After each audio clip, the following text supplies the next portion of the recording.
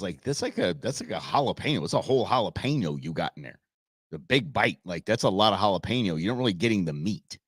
Yeah, I like jalapenos in like little slices, right? Like a little slice at a time. I don't want a big old bite of jalapeno. But that's how I did my poppers. I would take a little piece of take a piece of dove meat, and then I'd take just a little sliver of cream cheese, like frozen cream cheese, so it melted right, and then a little sliver of a pickled jalapeno, and I'd wrap the bacon around that. So it's little bites, not really poppers. You're not biting into it. But a lot of people do the whole boat thing. Yeah. Yeah. What up, peeps? We were talking about dove poppers, and it's talking about trying a couple of different ways this weekend to see how I shall prepare my harvest from dove season. So it's going to be fun. So it's going to be a great time. September 1st should be a holiday. It should be. What's up, David? How you doing, buddy? That's it, Ron. How you doing? It's actually a lot of people take the day off. So and what is that? As should be. I don't have my phone. What you got your calendar right there, buddy? No. What's that? What's September 1st? September 1st is a what? Oh, hell, it's on a Sunday. Uh-oh. The Lord's Day will be spending. It's going to be the greatest Sunday ever of all time. Oh, I'm so excited. Oh, my gosh. I had to miss 3 dove seasons because of brain surgeries. Yeah. Dang. Yeah. And you know me. It makes me twitch. Yes. Mm-hmm. What, the first moments? What do you say? Lost a few at the no. We just went live while we were in the middle of a sentence, Jim. Yeah, that's really what it was, but kind of fun that way. We just did that. So stay tuned. We got a big show announcement coming up here soon. But I want to start with this because it's going to file this along with what the hell's the point? I didn't understand it.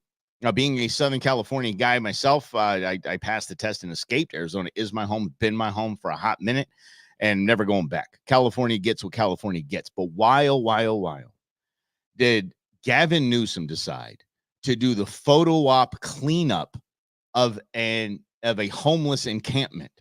Did you see this? And he looks ticked off. Check this out. This is the dumbest thing I've seen in a hot minute. Look at this guy down there. They got chuck things to the side. I'm mad. I'm big mad. Look at me. I'm big tough guy. I'm a tough governor. I'm getting these homeless, these ne'er-do-wells, these less than me out of here. There's nothing more Southern California than seeing a dude in Mission Viejo going down a canal, the governor going down the canal and just throwing away homeless people's things. I don't even know why the optics are here. Look at him. And then he stole someone's grocery cart. Oh, it's terrible. I think, yeah, just moving. But someone explain to me the optics here, because he's already he's burned encampments to the ground. Remember when they all magically burned down at the same time before Xi Jinping showed up and before Biden showed up? Remember this? So if that's your tactic, what is this? I'm going to go down there and I'm going to go and look up. It's a photo op, but what? It's a really lame photo op. This is what politicians have been doing forever. And this is one of those things, Mike, that we talked about so many times, that I just wish there was a mass awakening, because when you see that, it is obvious, at least to me, that Gavin Newsom is all of a sudden tough on homelessness. Gavin Newsom's record on homelessness is abysmal.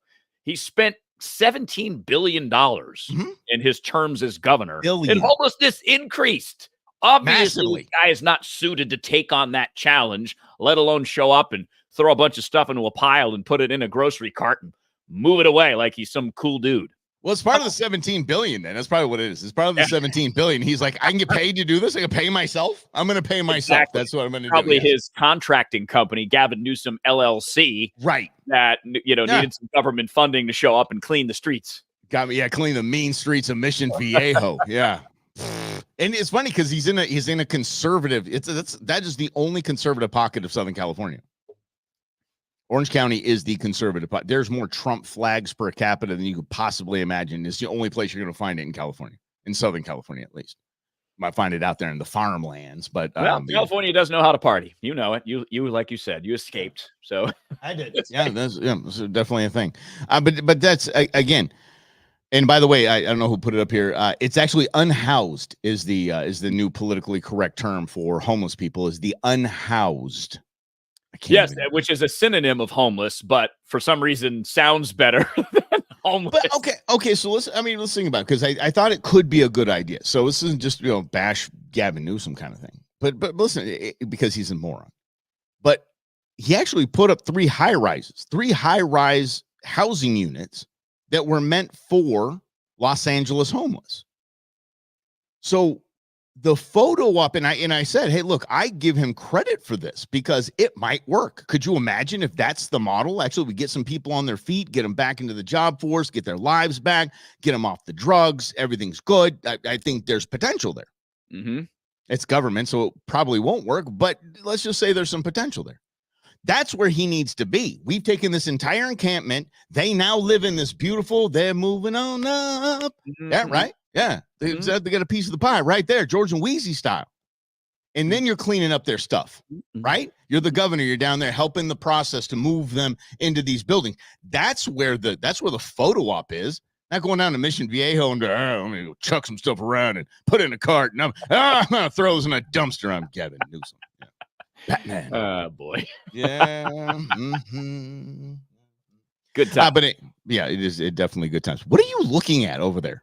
I am trying to share the video on my Facebook side. Okay, it's up and running. I just wanted to see because it's hard to do that prior to us being on. So I had to do that because I try to share it on my X feed as well, but I have to do it while you're talking. Okay, all right, okay. I was wondering where you were going. Yeah. I thought there was something good you might want to share with the class. No, you know what I'm saying? No cool you know what I mean? Do not hit screen share. Do not hit screen share. Oh, I used to. I mean, I have different tactics for that, so I don't be one of those guys. I did see a video the other day. Someone was at a business conference, shared their screen, and it was exactly what you thought it would be. Yeah. It was a woman and a man, and they were doing things. Yeah, so, adulty things. The conference, it was the like birds and the bees. Yeah. It's like what was that guy's? What was his name? The guy Tubin from CNN. Well, they had this. Yeah, they were on the company Zoom call, and he forgot to turn his camera off when they went to a break, and he took that moment of break to it worked out well for me. To pleasure himself, but he had to take a public. What word do I use? Shaming is what I was going to say. Can't really use beating in that context, so he took a public shaming. Public flogging. They can't really. No, not really fitting there. Okay, speaking of which, here's the deal. So we wanted to get this. Want to give time for everybody to come in. Greg, Lynn, Grizz, everybody. Nathaniel, thanks for being here. We do have some news that Rob would like to deliver for us. I guess we really didn't say how we were going to do this, so I'm just throwing the mic to you, champ. Today is my last show. I just won't bury the headline. I won't bury the lead. It is just, it's time for me to step away. The politics part is just I'm not resonating with it like I used to. So that's the big headline is Mike will be here with you starting Monday and ongoing. I will not be. I hand the keys that we shared for so many years over to you, Michael. And that's it. That's all. You're just going to say that, you have nothing else to say. What you're going to do, say, whatever. I mean, why? I don't like politics. Is that what you're saying? Come on, man, get after it here. Tell these people what's up. It's time to focus on my communication skills business, my communication coaching business. So all the skills that I've learned in radio, I'm now going to take those and teach other people how to deliver messages quickly and clearly, how to do speeches, how to really get into influencing other people with the words that you use. So that is the update. It's been, I could get emotional, and I will probably emotional. I'm trying to go Roy Firestone on you. I ain't trying to get you to cry. But these people, the peeps over here kind of freaking out. I'm like, what the hell? What, come on, you got to feed them a little more than that, big cat. So I guess ask questions because I don't really know where to go or what to say. It's just I need an election off is for certain. Like that I know. It is just, man, that part has been tough, as you guys have probably noticed. And the more I thought about it, the more I sat with it, the more it became clear to me that I have to stay in alignment with myself and pursue that next adventure, that next journey.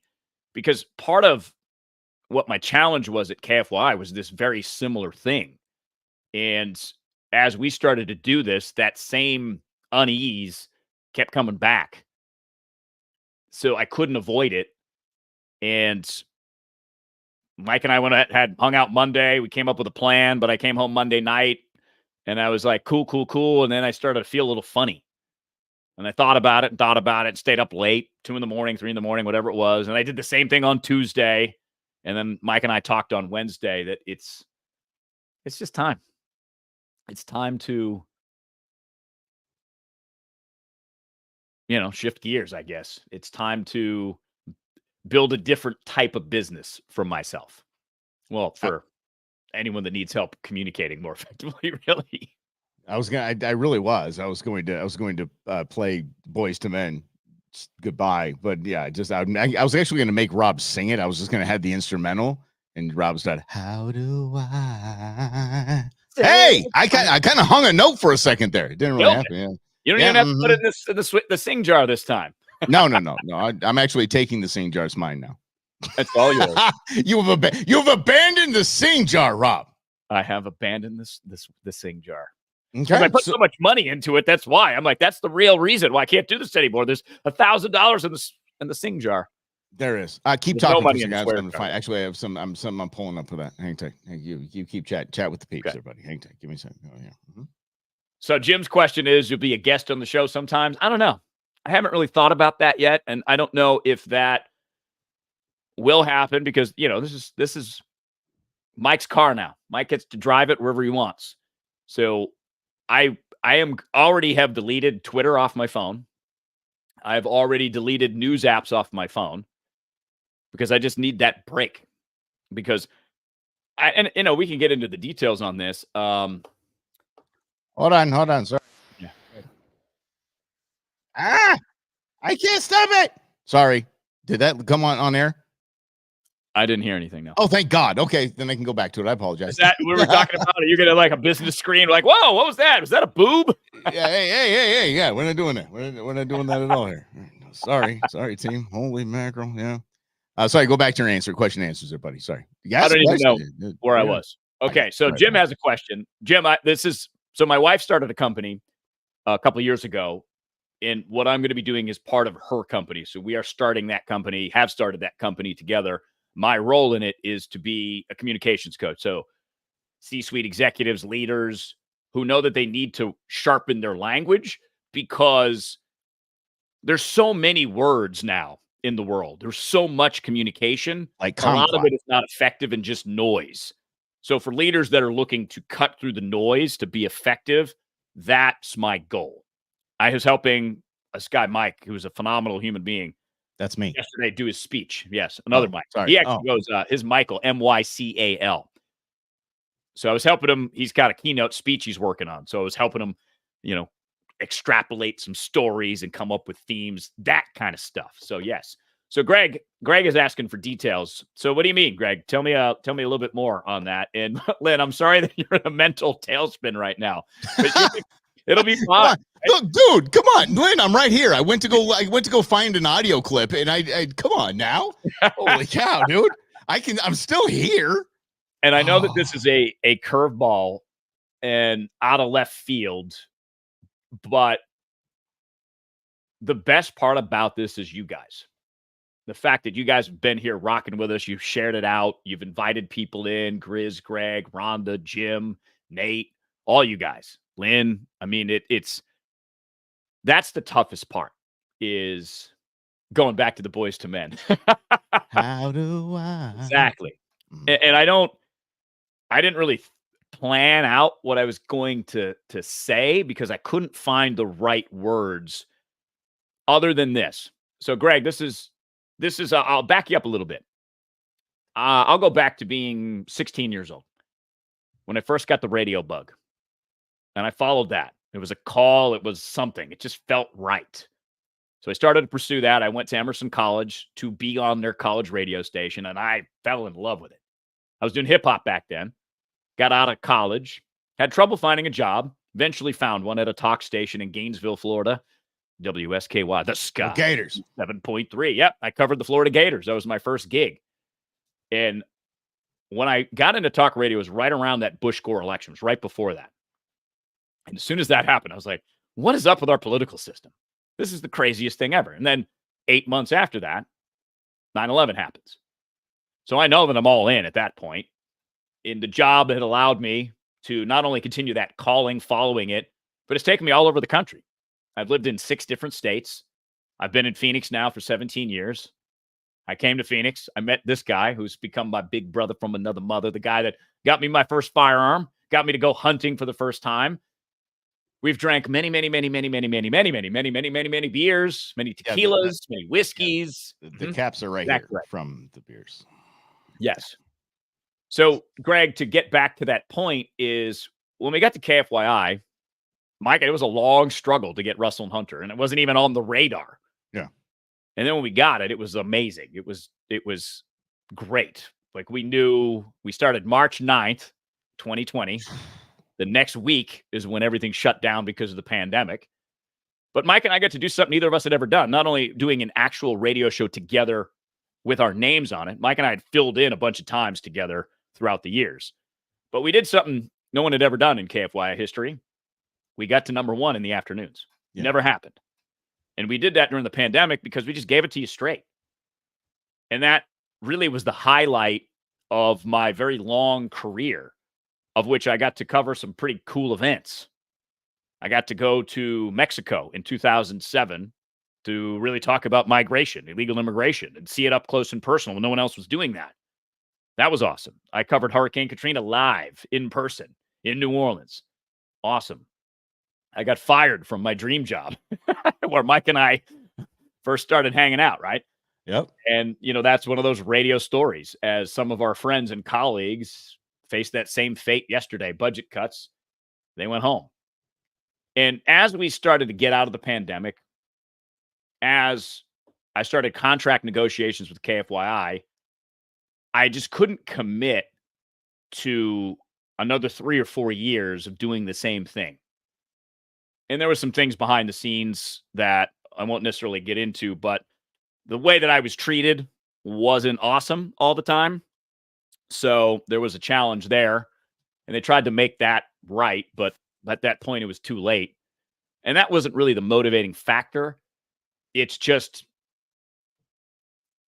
I just got sick of politics, honestly. That's just me. It's super important, but if 25 years of talking about it almost every day of my life, that's why I need this pause. I just need to, as I said to Mike on Wednesday, the closer this election gets, the worse I feel. I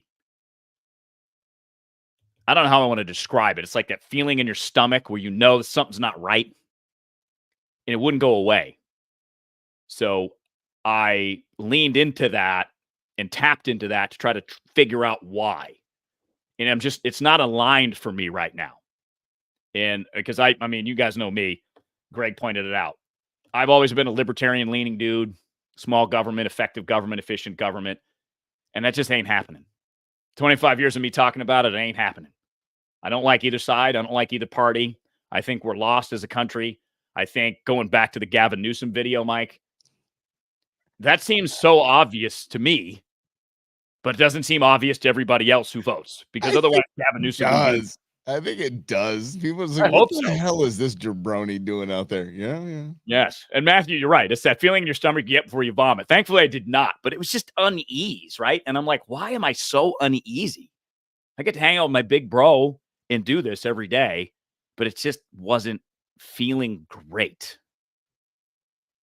Okay, so here's the deal. I'm going to go back because I was looking for it. So here's the deal. The reason why we have a sing jar, and because Rob and I like to act like we can sing, and this was the oh my goodness, now how can I find it? Hold on, gotta find it. Never mind. Sorry, go back to question. Dog nabbit, all over Rob's leaving. See, that's right there. No, to answer the next Greg question, will you have a tough withdrawal? No, I won't. Damn, son, I'm right here. Again, I'm right here. I went to go look for an audio clip. I'm right here. I'm just saying, like this, that's fine. It's obviously important, and we need to be informed and stay informed and talk and discuss. But I think Nate's got that point that there just aren't enough fair-minded people on air anymore, especially on media, like real traditional media. And it's hard even online because the algorithm doesn't reward fair. The algorithm doesn't reward depth. The algorithm doesn't reward better. It rewards fight. It rewards divisiveness, dehumanizing language. And that's that part that really makes me uncomfortable.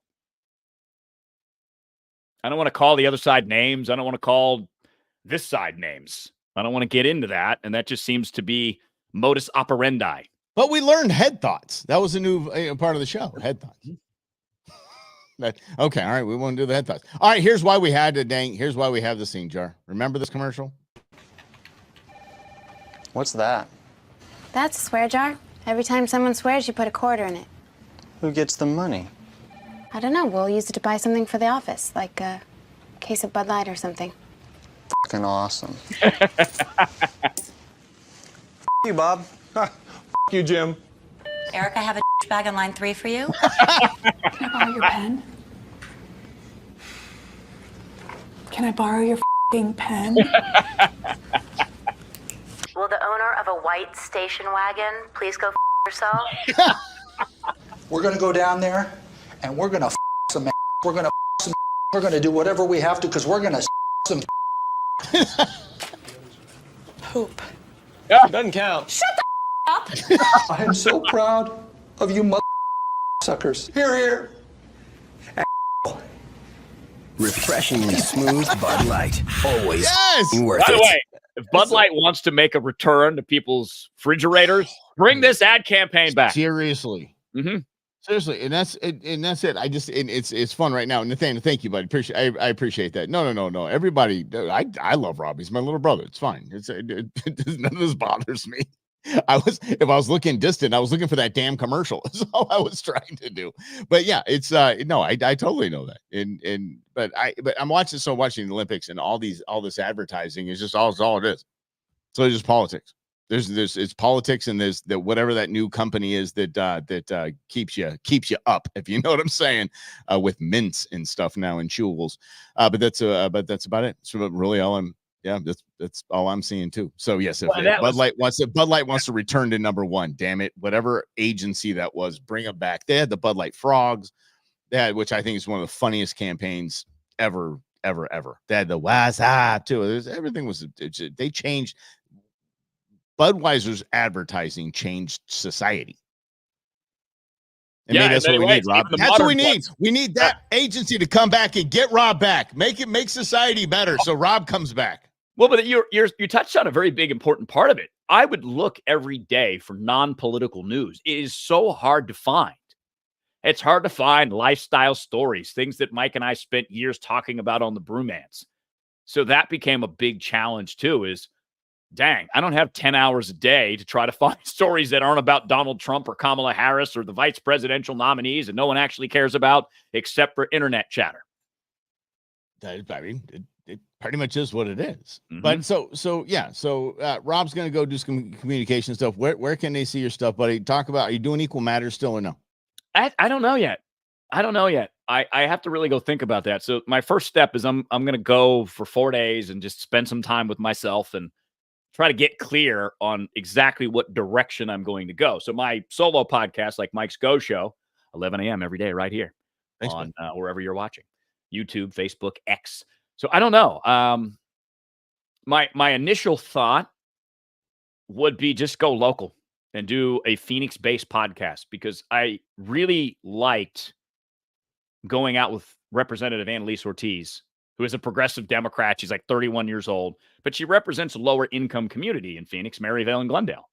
Community we don't really talk about because it's, most people who consume media, that's not their life. So it's not really covered except there was a shooting today in Maryvale. Don't go there or you will get shot type thing. So that part I really liked because what I learned in that, this is a hilarious thing, I thought, Mike. I asked Representative, I said, what are people's top issues here in Maryville? The first thing she said was speed bumps. I'm like, huh? Because when you get down on a local granular level, people care about their own neighborhoods. and they want speed bumps because people be speeding through the hood. I got I thought that was listed as a problem, and I'm like, I'm with her right there. Yeah, speed bumps. Screw speed bumps. The speed bumps should be taken out. But you're saying people want speed bumps? Yeah, they want speed bumps. Well, I have the street that you get to my street on has I think 4 speed bumps because I have this big hill by my house, and kids used to go speed on it and try to get air, so they put a speed bump in. But I looked it up. I learned. I'm like, I don't even know how to do speed bumps. So it's actually called speed humps in Phoenix. The city does it. There's an 11-step process to do it. And then you, as a resident, have to chip in. It's not completely covered by taxes. It's like $3,600 to put a speed hump in. Residents are responsible for $1,200 of that. We're staying with bump, dude. I don't even I know. Phoenix and the speed hump thing. What the hell is that? That's the theme of the show. Humpty Dumpty. Yeah. So stupid. Yeah, speed bumps. Well, and Holy cow. Jim put up traffic cams. A lot of the residents in Maryville want some red light cameras, people going through red lights. I don't like cameras, but it's interesting when you get out of the national, what do people care about? They care about money, right? Their own money, and they care about their neighborhoods. So there's maybe some potential I'll do that, but I think I just might just take some time off and focus on the communication side of things. There you go. All right, so we might that's the big news of the day, and this is where we're supposed to cue in any of this. But if y'all could help me out for a second, here's what I need from you. Monday, let's do this again, and we'll call it what the hell we want to call it. Free for all. Let's talk about what you guys want the show to be. Let's talk about what you think would be fun. Do we replace Rob? Rob's not replaceable. I know that. Do we daily guests? Do we do different news? What is it that you want to hear? Rob and I were banging around the idea called In Other News. In the second we started that, you might have noticed that on our title a few times, the In Other News. But right when he started that, someone took a shot at Donald Trump. And then Biden got knocked out of a race. I mean, it was just there were 2 very historical things that happened about the 2 people that we were saying we don't want to talk about anymore. And it's hard to get away from that. Mm-hmm. So, but on Monday, if we can all huddle up, that'd be fantastic. The show's not going away. Doing the same thing noon every single day. So the show's not going away. So let's just figure out. We've always said this is our show. All of us, we get to play along. You guys play along with us every day, and we so appreciate it. But I want to know. I want to know from you. So give that some thought over the weekend. Let me know what you got. Come back with ideas, damn it, because I'm going to go do something else and not think about it. It makes me want to cry. Sometimes you have to, right? Sometimes you need, and that's what I had to do. I had to just try to not think and just let be, let happen, right? And I think that another part of this, and this is what I'll tell you about my big bro, Mike Russell. Not only you're obviously in fantastic hands, but no one is going to cover the important stories, whether they're political or not. No one's going to cover that better for you than Mike Russell, because Mike will be honest with you. He is not hamstrung by a radio station that makes sure people have the same opinion because they're so afraid of losing audience. Mike's not going to do that. Mike's going to just hit you with it. He's going to come with it. And you all know Mike's hot takes. Got some of the best hot takes out there. And not only that, Mike's way funny. He's very funny. He's way funnier than me. So the straight man leaves, the humor man takes over. I don't know if I've ever been more insulted, because I love when people compliment Rob, compliment his laugh, compliment his talent, compliment his sometimes he gets into his black scent and his Boston scent, and it's funny.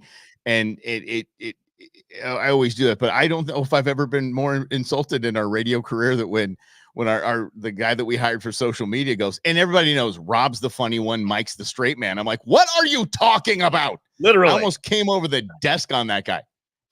Dude, it's your last day, mister. It's your last day. I think, is it one of those Adam Sandler movies? Yeah, it's Happy Gilmore, when he's talking to Carl Weathers, and he says something like, "You're funny, I am not. You're good looking, I am ugly." Wait, what is that from? I forget what he says. He's like, Adam Sandler, Happy Gilmore insults himself, comparing himself to Carl Weathers when he's begging him to come coach in the golf. He's like, "You're amazing, I suck." Like, I'm not funny. I'm just I wasn't born. Occasionally I could be funny, but Mike's the funny one. Mike, pull out the gems, dude. You pull out the gems. I forgot the one you had the other day, but it was absolutely fantastic. I swear I'd use it, but I have a hole in my head. So yeah. Mm-hmm. I do want to answer Grizz's question here, because I am doing an event on the 15th. Yeah. It's I'm teaching people basically my talk show technique, how I gather information, how I whittle it down to have a clear, coherent point. Because talk show is every day for everybody when you really think about it. every time you're interacting with someone, you're trying to influence them. You're trying to get something out of them, like information. So this is a technique that I call get clear that I used it, Mike, when we went number one. I've used it. I started formulating when I was a young pup in the talk business. So are you going to bring your notebook, your iPad, or are you going to bring an 8.5 by 11 sheet of paper and show them how it's done? This dude will walk over to the printer, grab a blank 8.5 by 11 sheet of paper, write like a, what's that? What it doesn't rock, Rick and I don't know. Huh?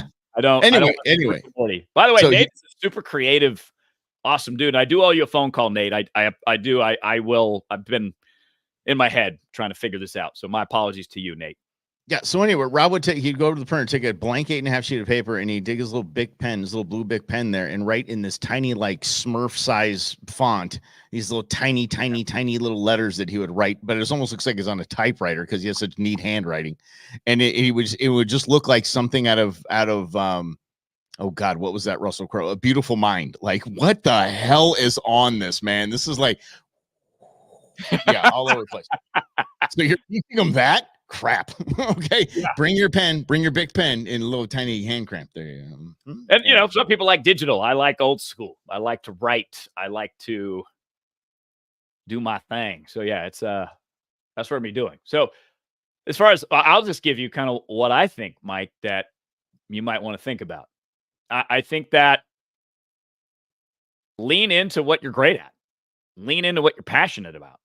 And for Greg, Nate, Lynn, Rhonda, Mike, Jose, all you guys, lean into what you're passionate about and bring that with you with Mike. Because Grizz, I think, said this yesterday, that would love to see us, now Mike, expand, grow. Obviously, I want that for Mike, but that's a team collective effort.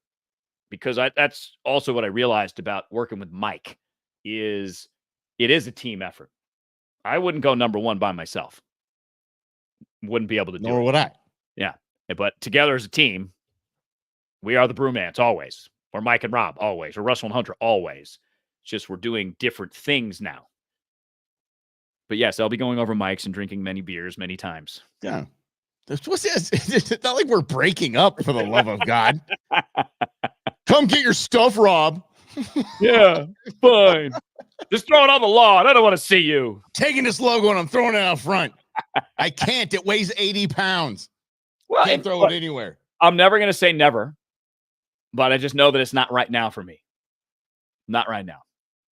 Oh, Nate, come on, man. We're not a Tribe Called Quest. We're not breaking up like that. No, we ain't doing that, dude. It's freaking Outcast. We got to go do other stuff. You know what? It's funny. I mentioned that to Mike that we are like Outcast. Yeah. Rob, yeah. Mike's big boy. I'm Andre. Mike just comes in. He just delivers every day. He delivers. He's consistent. He gets it done. Me, I'm Andre. I'm like, I'm going to go play the flute for a while instead of rapping. I mean, it's a really interesting analogy. It's true. It is. I got to go play the flute for a little while and see where that leads me.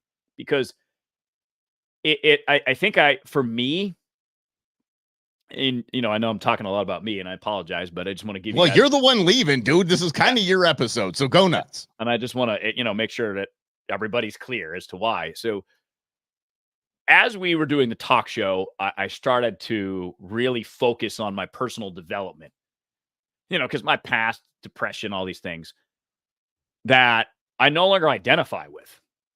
So that was part of it. Oftentimes it's, I have this label for myself. Mine was always depression. But that word doesn't apply anymore because I'm not depressed. So, going through that process and reconfiguring my belief system and understanding ultimately I'm only in control of me. And I got to work on that and I got to do that. And I'd like to contribute in a positive way. And I think what motivates me, Mike, what I see out of politics is an inability to communicate about difficult things, whether it's national debt, whether it's the other side, whether it's Gavin Newsom, Donald Trump, whatever. It is at the point where people can't discuss things because we're so tribal. We're so, like this, but like this instead of like this is what I should say.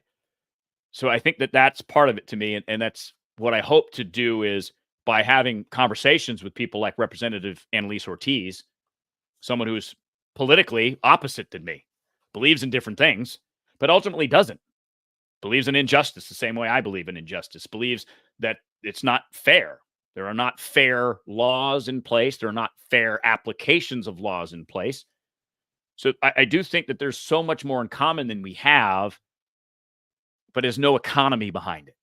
So I'm ultimately concerned by the economy of division that is driving this because, as I mentioned many times, there's a lot of people making millions and millions and billions of dollars keeping you divided and wanting you to call the other side names and yell at the other side and not communicate. So the idea in your own personal life, sometimes we avoid having conversations.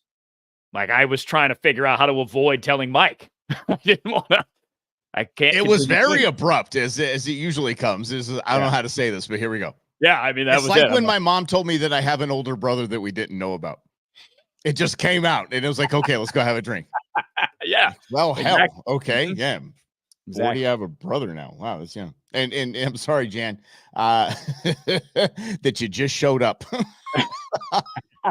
We're knee deep in a conversation about Rob leaving, this being his last show. So the show will continue. Rob, this will be his last tune. Yeah, that's factual. Is Nate, it? But they hang out. They're friends. Oh, they never got back together. They didn't do anything together. Well, after they had Love Box Speaker Box, and that was the sign. It was like an album, but it was a separate album. Like Big Boy decided he was going to do an album. And Andre was like, how much time do I have to do an album? They were like 3 weeks. He's like, all right, I'll get it done. So he got it done in 3 weeks. And that was kind of the last thing. And they did a movie after that. And that was called, what the heck was it called? I can't think of it. Idlewild, which is a really good movie. And they put a soundtrack out on that. And that was the last thing they did together, except for their tour in 2014. So maybe in a few years, Mike and I'll just go on tour, a reunion tour. Reunion tour sounds so pathetic. Like when all the bands start hitting the tribal casinos. Coming up at V Quiva. Yeah. Mm-hmm. It's I knew Nate would be on it. Yeah. What's and that? Lynn, thank you, man. I don't mean to make you sob, but that's impactful because it means that Mike and I have had an impact with you. And that's the best part about this, especially doing it this way. And this is what I love about this direction, especially for Mike, because we can see what you say. Like otherwise you just yelled at the radio and we never heard about it.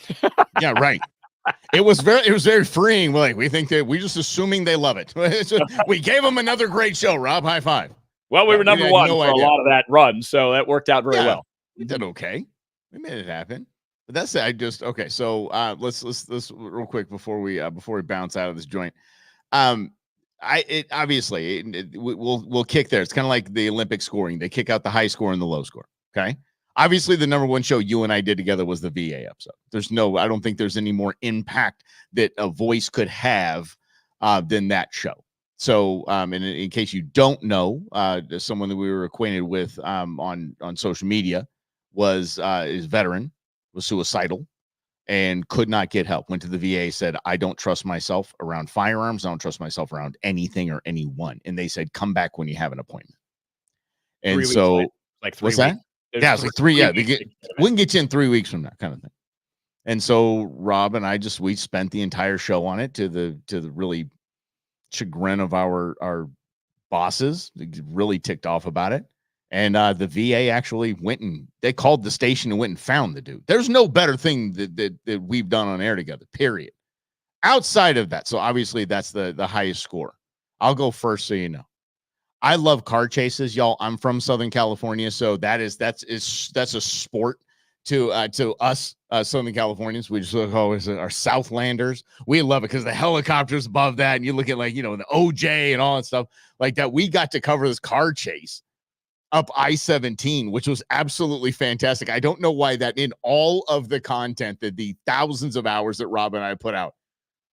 That's the one that for some reason we went to breaking news coverage on a high-speed chase in Phoenix, and I had the damn time of my life. It was great. And that was another one we ticked the bosses off. And they came like, why'd you do that? I'm like, because it's compelling Yeah. and it's better than everything else we were talking about. And it happened like right by the radio station, right? It like ran right by. I think it was the 51 to the 101 to the 17. And then it Bumblebee got exit, dude. Mike was like, I know that exit. I know where exactly going. He's going to run into a dirt road about a mile down the road. And sure enough, he ran into a dirt road a mile down the road. And that's when it all ended. Yeah, if y'all know how to get up to Crown King through off the Bumblebee exit on I-17, and he was in a little car. I don't know what it was, but I'm like, that car is not going to make it. There's no way in hell that little car is going to make it. Didn't make it. Yeah.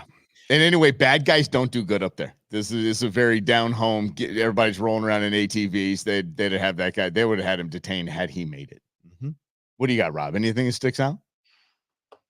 Oh man, the veteran story was really powerful, especially because I got fired a week after that. But the fact that because we had a whole show plan, Mike and I would have a rundown every day. We would have every segment. This is what we're going to talk about, and we had one written that day because Mike was filling in, and I was talking to the veteran. The show was on at 1, so I think I connected with him like 11:30. I'm like, dude, how'd your appointment go? And that's when he told me, well, like Mike just told you, and I just got pissed.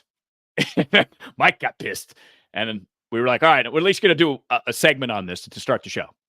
This segment became the whole show, became the whole week. I mean, we'd reached out to everybody. That was the best part, though, when the national VA called us unsolicited to help, and we were able to make sure that this veteran got the care that he needed. That's cool. Like that, no one can take that away from us. It's a small contribution, but it's a contribution. I think it was Mello that says it came into our earphones and goes, the head of the VA is on the phone. Yeah, like, what? How the hell? Really? The head of the damn VA is on the phone. Holy mackerel. Rob and I got to know people in the VA. It was fantastic.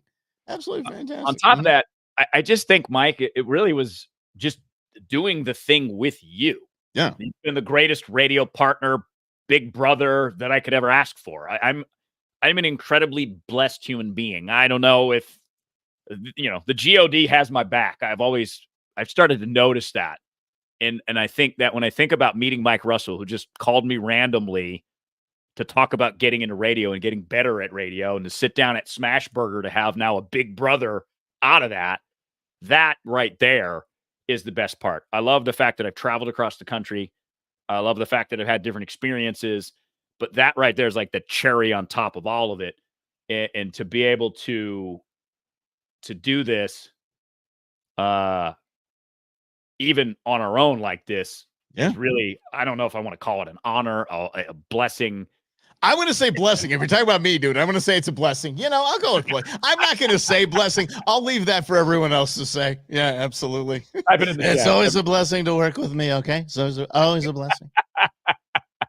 As Lynn says, though, the VA is still kind of sucky. Not as sucky as they were, but yes. Mm-hmm. Yeah, dude. Well, and then, I mean, dude, the craziest thing was that when iHeart shut down in COVID, and they said, you guys are going to broadcast from home. I'm like, what? And then we sat on Rob's couch in that very house he's in right there.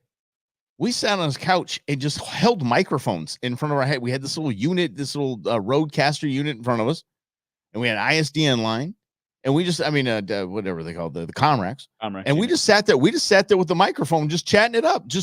And no one, everyone thought we were in studio. And I got to tell you, as far as technological advancements in my life that have been blown me away, it's the little canister thing that goes up the thing and the banks and the thing. That's one. And then the second is what we did right there, where we're just sitting there with microphones thinking there's no way we're going to pull this off. There's no way. That was rad. That was rad. Yeah. Like 6 weeks of that, and then we were back in the studio advocating for Arizona to open back up. Right. We want to go out to eat. We want to go to enchiladas and have tacos, damn it. Open up the restaurants, Deucey.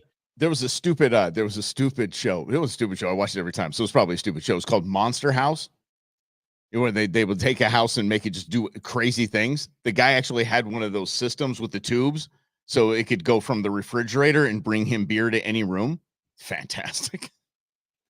Fantastic idea. What a great time to be alive. Innovation, baby. Mm-hmm. No. What did you not get to do that you wanted to do? Good question. Fill in for Rush. Yeah.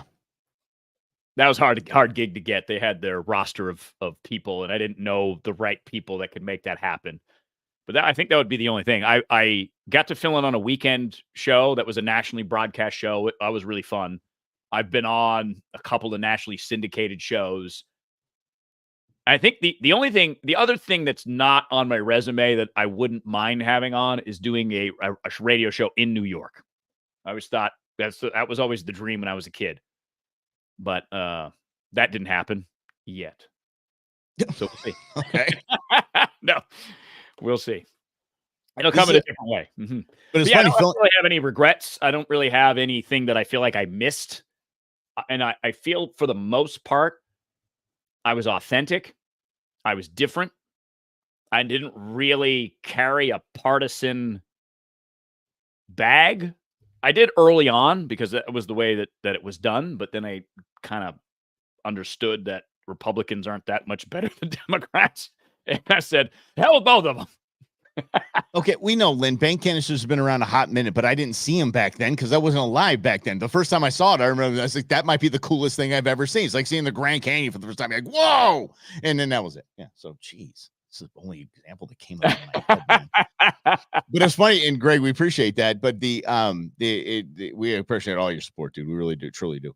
But it was actually filling in for Rush that made me get into radio.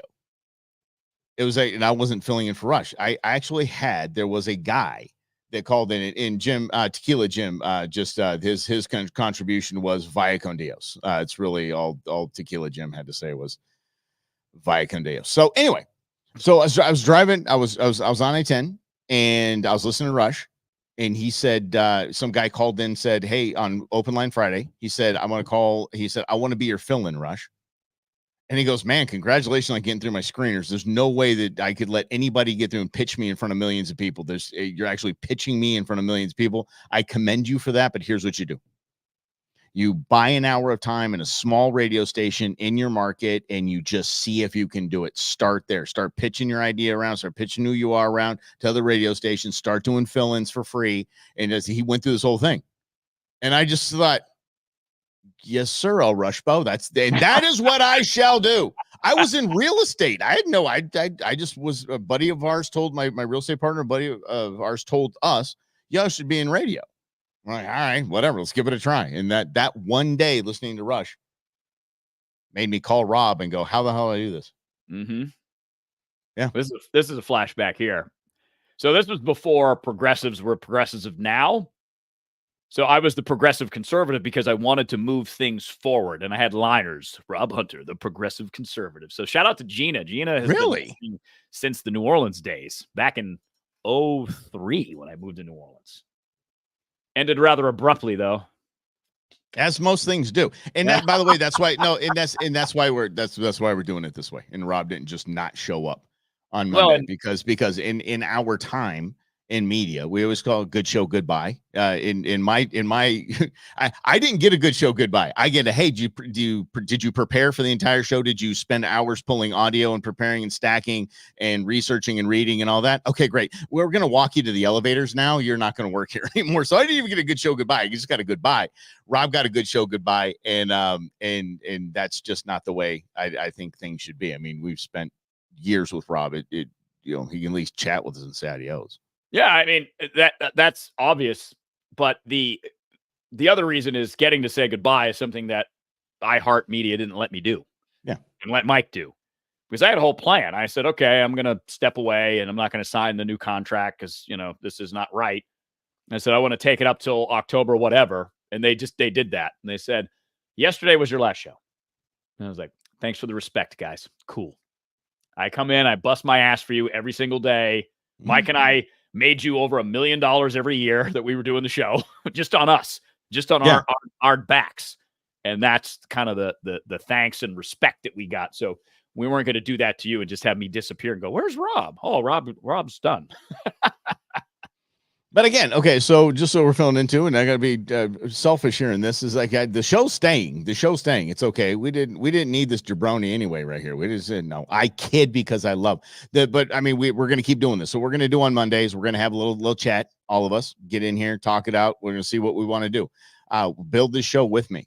Build wherever we go and whichever road we turn down, let's turn down together, and let's turn down the right road and the one that we want to turn down together. So I think that's Monday. It's going to be more of a question and answer and just chat roundtable type of deal, and then we'll go from there. What are you grinning at over there, Robbie?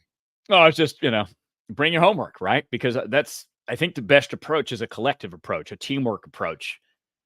Because if we're serious about changing America and changing American politics, if you think about 1772, 1773, 74, leading up to the revolution, they met in taverns and they talked. They didn't do it in public just to yell and scream and hoot and holler, because that's what I see. And if we're serious about changing the country, it's not going to be done on Twitter. It's not going to be done through propaganda. It's going to be done through collectiveness, through effort, through understanding, and having a clear plan of where we want to go. Because I think that if I look at the current political system, I see a lot of hope in Donald Trump, that he's this last bastion of defense against the left's complete takeover. And maybe in some ways that's true. But what if he loses? What if he does? Or what if he wins and he doesn't win the Senate and he can't get anything done because the Democrats in the Senate aren't going to let him? Everything stays the same or gets worse. It's not going to be changed in Washington, D.C. Donald Trump himself cannot drain the swamp. Republicans themselves cannot drain the swamp. It's the conversations that we have here, the conversations that we take from here and go to the tavern, drink our ale or whatever, and hang out at the pub. Yes, we will be. You're darn right, we will be. Mm-hmm. But I mean, that's just it. There needs to be, in my opinion, Mike, a collective awakening that Washington has not had our best interests at heart for a very, very, very, very long time. Maybe except for a little bubble here, a little bubble there. I'm talking about all of Washington, not just the White House.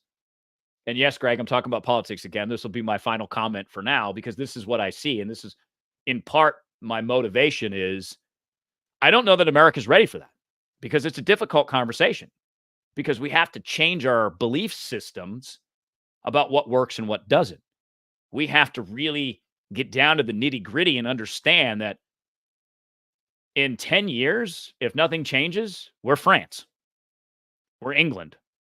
Irrelevant. China runs the world because they already have a system in place to do so. So would you rather have a Chinese influence on the world or an American influence on the world? And then there's this whole other part. I'm going to talk about the CIA real quick. The CIA, we get into the amendments, buddy. We can do it all. It's your show. You got 8 minutes. You're fine. Plenty of time. The CIA single-handedly makes the world worse for America and the world because they meddle in way too much stuff. And they have so much power, it is maybe impossible to undo it. Those are the major challenges. Obviously, we spend too much damn money, and we can't buy our ways out of that. Rent is too damn high. Rent is too damn high.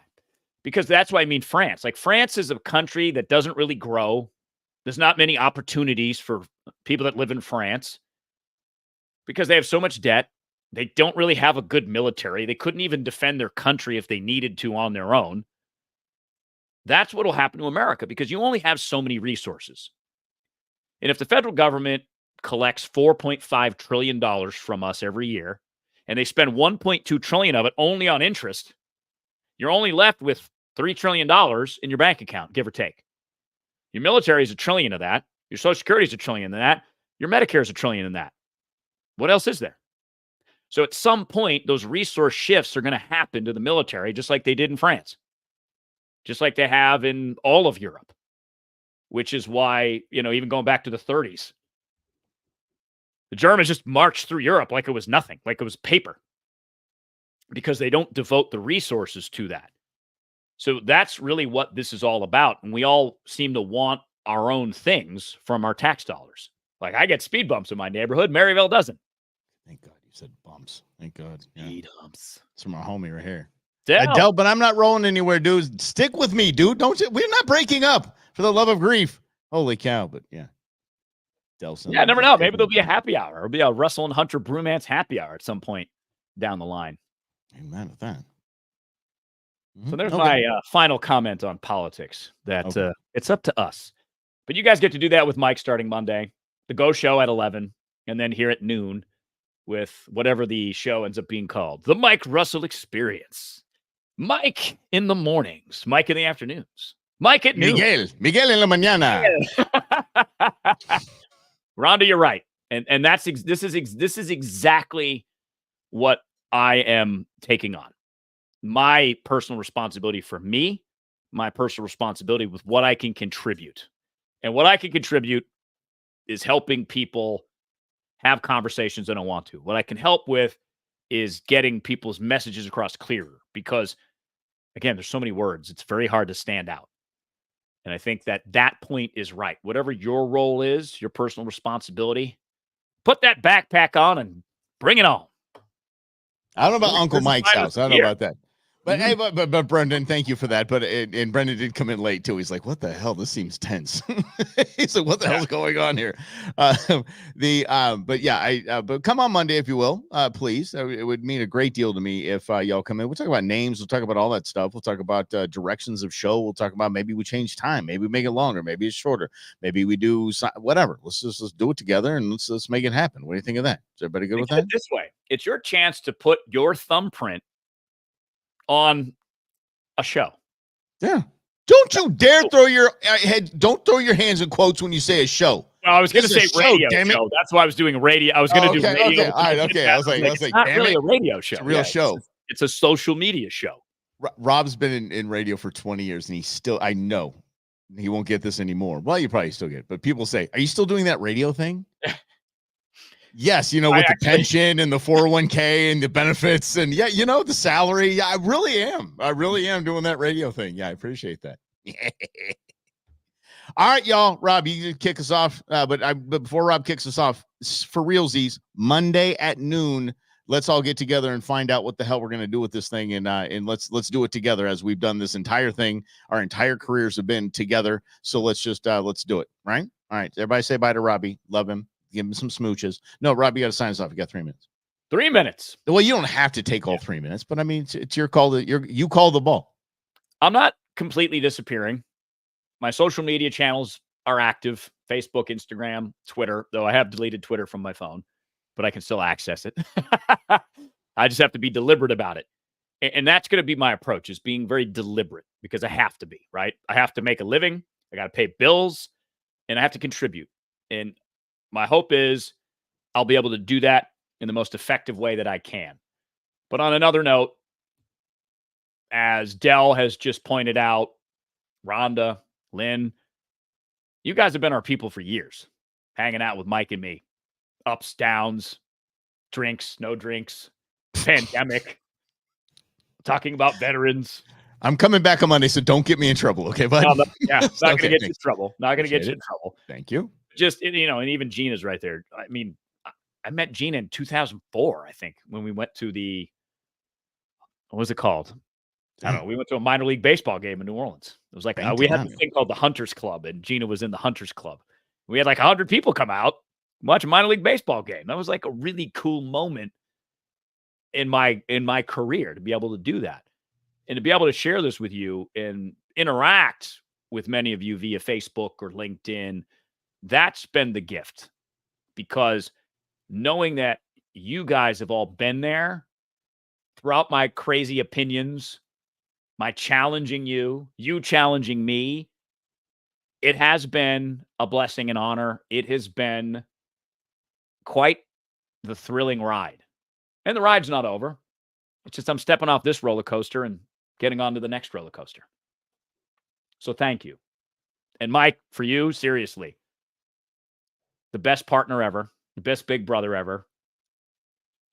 You've challenged me in so many ways. You've helped me grow in so many ways. You've helped me become better in so many ways, as a broadcaster, as a friend, as a human.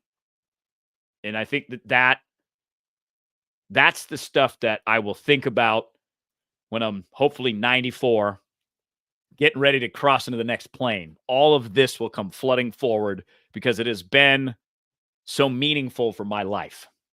I have learned more about so many things from Rob than any other. So, and a lot of that is how to deal with a little brother that I never wanted. That was my biggest experience.